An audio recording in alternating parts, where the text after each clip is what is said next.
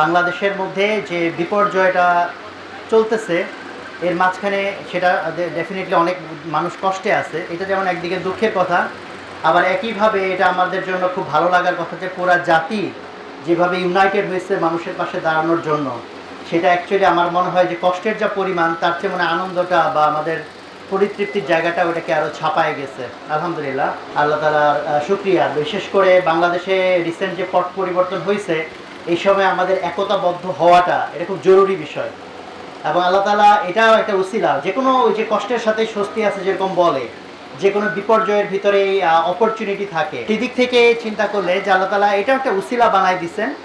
কারণ মানুষ ডিস্ট্রাকশনের সময় মানে কোনো কিছু ধ্বংস করার সময় একতাবদ্ধ সহজে হইতে পারে। ধরেন যে একটা বিল্ডিং ভাঙতে হবে, আর মনে করেন একটা বিল্ডিং বানাইতে হবে, 10 জন লোক মিলা বসছে কনস্ট্রাকশন দিয়ে বিল্ডিং বানাবে। এখন বলেন দেখি একতাবদ্ধ হওয়া সহজ নাকি মারামারি লাগাটা সহজ? মারামারি লাগা, ওই ভাই আমার দক্ষিণ দিকে ফ্ল্যাট আমারে দিবেন, উত্তর দিকেরটা আমারে দিবেন, একতলা আমার, আরেকজন বলে দোতলা আমার, ঝগড়া লাগবে। কিন্তু 10 জনে মিলে ঠিক করছে এই বিল্ডিংটা ভাঙতে হবে, খোলা শুরু হবে। যে সবাই কোটা আন্দোলন করছে, কোটা একটা নির্দিষ্ট বা এই করতে হবে সেই করতে হবে, একতাবদ্ধ হয়েছে। বাট যখন রাষ্ট্র গঠনের বিষয় আসছে তখনই স্বার্থের বিষয়, যে ভাই উনি কি পাবে, আমি কি পাবো, ওনারটা বেশি বড় হলো না আমারটা কম হইলো, এই লাভ ক্ষতির হিসেবে মানুষ তখন ডিভাইডেড হয়ে যায়। কাজে আমাদেরও এই যে এখন যেহেতু রাষ্ট্র গঠন বা পুনর্গঠনের ইস্যু চলে আসছে, আমাদের ডিভাইডেড হয়ে যাওয়াটা খুবই ন্যাচারাল, স্বাভাবিক। তো আল্লাহ তাআলা এই বিপর্যয় দেওয়ার মাধ্যমে একদিক থেকে এটা আমাদের জন্য ব্লেসিংও, যে এই জাতি আরও কিছু সময়ের জন্য একতাবদ্ধ হওয়ার সুযোগ পাচ্ছে।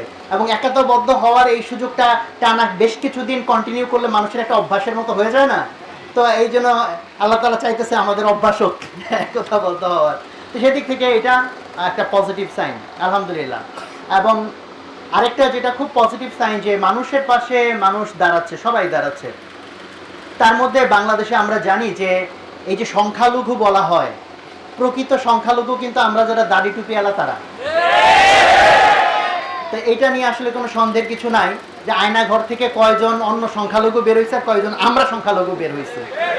প্রত্যেক জায়গাতে মিডিয়াতে বলি, বিভিন্ন রকম কিছুতে আমাদের এটা নিয়ে একটা ভালো স্টাডি এবং একটা ডকুমেন্টেশন দরকার, যে কতভাবে এই দাড়ি টুপিওয়ালারা যে সব প্রকৃত সংখ্যালঘু, এটার একটা রিসার্চ হওয়া দরকার। তো সেই জায়গা থেকে আমাদের ধরেন এখন একটা ব্রিদিং স্পেস অ্যাটলিস্ট তৈরি হয়েছে, একটু হইলেও আগের তুলনায় একটু নিঃশ্বাস নেওয়ার জায়গা তৈরি হয়েছে।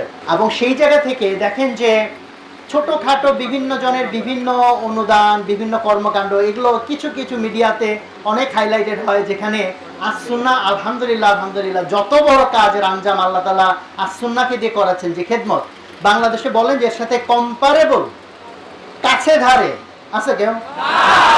তারপরে দেখা যাবে যে বিভিন্ন মিডিয়া, কাউকে একটা টপ একটা মিডিয়া তাকে যখন আসসুন্নাহ বলছি নামটাই মনে শুনে না, এরকম অবস্থা। তো যাই হোক, আলহামদুলিল্লাহ। তো সেই জায়গা থেকে আমরা এইটাকে আমাদের জাতির জন্য একইভাবে আমরা একটা মাইল ফলক হিসেবে দেখতে চাই, যে শুধু আসসুন্নাহ না, মানে ইসলামিক অঙ্গনের মানুষজন যে কোনো ক্রাইসিসে যে সবচেয়ে অগ্রণী ভূমিকায় থাকে, কিন্তু সেটার মূল্যায়ন তো আল্লাহ তাআলা করবেন, কিন্তু জাতির ভিতরে মূল্যায়নের জন্য না, ইসলামের স্প্রেডিংয়ের জন্য, ইসলামের সৌন্দর্যটাকে ছড়ানোর জন্য দাওয়াত মনে করে যে মিডিয়া কাভারেজ বা যে মানুষের মধ্যে ছড়ানোটা দরকার, সেই জায়গাটাতে আমার মনে হয় আমাদের একটা নতুন মাইল ফলক তৈরি হতে যাচ্ছে ইনশাআল্লাহ।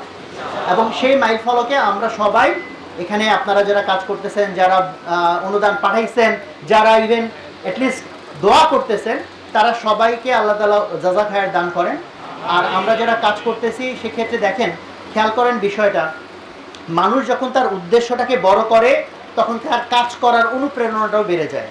এই আপনারাই যদি না জানতেন যে এই প্যাকেট কিসের জন্য করা হবে, এটার পারপাস কি, জাস্ট আপনাকে বলা হলো ভাই কয়েকটা প্যাকেট করবেন, ইভেন আপনার কিছু টাকাও দেওয়া হবে, ধরেন 100 টাকা, 200 টাকা, 500 টাকা দেওয়া হবে, যেরকম রেটে একটা লোক ভাড়া করা হয়। আপনারা কি যাইতেন? বাট এখন আপনারা কি টাকা পাচ্ছেন? উল্টা কি নিজের পকেটে টাকা খরচ করে আসছেন না? যাতায়াত ভাড়া কি দেওয়া হয়েছে? দেওয়া হয় নাই। বাট এই কাজ করে, এবং দেখেন ইভেন আপনাদের যদি টাকা দেওয়া হয়, যে শ্রমিক টাকা পেয়ে ধরেন একটা কাজ করে, মার্সেনারি, ভাড়াটিয়া, দিন শেষে সে এক্সস্টেড থাকে, দিন শেষে মনে হয় যে ভাই কি একটা লাইফ, এত কষ্ট করে 2 টাকা কামাইতে হয়। বাট এইখানে সারাদিন আপনি কাজ করতেছেন, নিজের পকেটে টাকা খরচ করতেছেন, এবং দিন শেষে যখন যাচ্ছেন মনটা খারাপ লাগতেছে না পরিতৃপ্তি লাগতেছে? পরিতৃপ্তি লাগতেছে। যে আলহামদুলিল্লাহ। তো আল্লাহ তাআলা দুনিয়ার ভিতরে আমাদের একটা অ্যাওয়ার্ড দিয়েছেন, বাট মুমিনের অ্যাওয়ার্ড তো দুনিয়াটা আসল না, মুমিনের অ্যাওয়ার্ড কোনটা আসল? আখিরাতেরটা আসল। কাজে আমি যখন একটা প্যাকেট বানাচ্ছি, আমি যেন চিন্তা করি জান্নাতের মধ্যে আমি একটা ঘর বানাচ্ছি, তাই না? নিয়তের জন্য এখানে আমরা তাবলিগে গেলে আমরা নিয়মিত এটা বলি যে কাজের শুরুতে একবার নিয়তকে ঠিক করব, মাঝখানে একবার নিয়তকে ঠিক করব, লাস্টে একবার নিয়তকে ঠিক করব।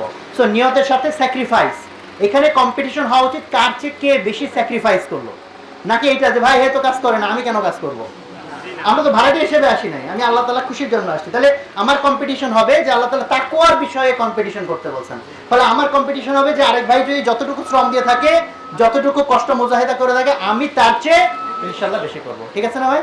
এই জন্য আমরা নিয়তটাকে সহি করব, বারবার নিয়তটাকে নিজেকে শুধরায় নিব, এবং আমি আমার স্যাক্রিফাইসের জায়গা থেকে ফার্স্ট হওয়ার চেষ্টা করব, যাতে আল্লাহকে ভীতির জায়গা থেকে আমি যেন টপ ক্লাস A+ লেভেলে থাকতে পারি।